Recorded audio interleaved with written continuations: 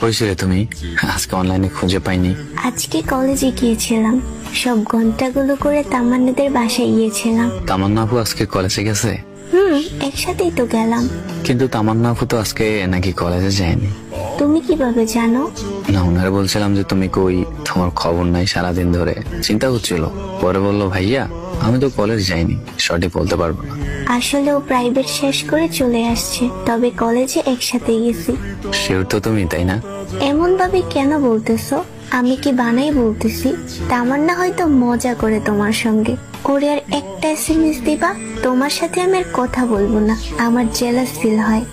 Jealous নাকি ভিন্ন কারণ সেটা আমি ভালো করেই জানি। আমার বন্ধুর সাথে তোমাকে অনেক মানাইছে, মাশাআল্লাহ। তুমি এই পিক কই পাইছো?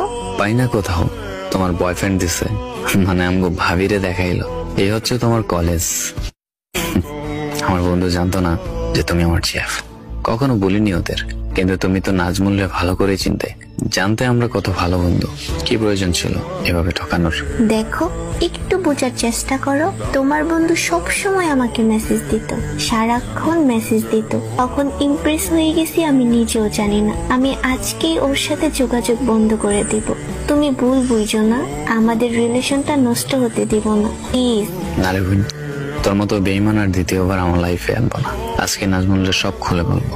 আর ওর এতটুকু জ্ঞান আছে যে ও ফ্রেন্ডশিপও বোঝে, রিলেশনশিপও বোঝে। আর তুমি বললে কি ও তোমাকে সারাক্ষণ মেসেজ দিত? আরে রোজিনা, আমি ভাত খাই। সজিনা ওই কোনো মাইয়ারের নিজ থেকে এসএমএস দেয়নি। 13 বছর আমি ওর সাথে আছি, তুমি আমার থেকে ওকে ভালো চিনবে না। মিথ্যা না বললেই পারস নাজমুলরে তুই পছন্দ করতি, আর ওরা তোর ভালো লাগতো। দেখো, এইবার ভুলটা ক্ষমা করে দাও, কথা দিচ্ছি কখনো আর এমন করব না, প্লিজ। জি না, আবার পালবো না। আল্লাহ হাফেজ। একটা কথা কি জানেন, আমার জীবনেও একজন মানুষ এসেছিল, তবে সেটা অল্প সময়ের জন্য। সে নিজে থেকে এসেছিল, মিশেছিল, খুব ভালো একটা সম্পর্ক হয়েছিল। ঘন্টার পর ঘন্টা কথাও হতো। হাজারো কাজের মাঝেও তার একটা মেসেজের অপেক্ষায় থাকতাম। তার মেসেজ পেলেই ব্যস্ততার মধ্যেও কেমন যেন ফ্রি হয়ে যেতাম।